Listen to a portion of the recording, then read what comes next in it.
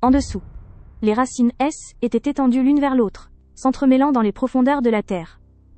Au-dessus, les branches S étaient étendues l'une vers l'autre, s'entremêlant dans le ciel. Les arbres avaient relié les deux tombes.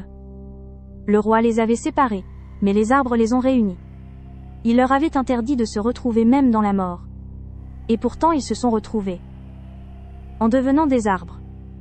Et sur ces branches entrelacées, un couple de canards mandarins S était posé. Mâle et femelle, côte à côte, pleurant tristement du matin au soir, jour après jour, sans relâche. Leur chant était si déchirant que tous ceux qui l'entendaient versaient des larmes.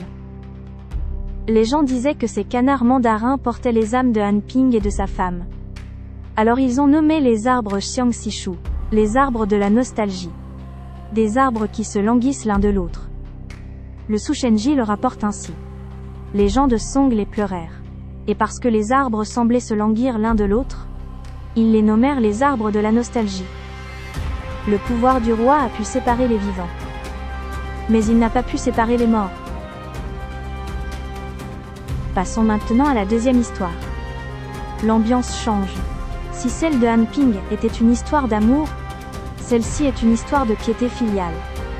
Sous la dynastie Han, il y avait un jeune homme appelé Dong Yong. Sa famille était terriblement pauvre.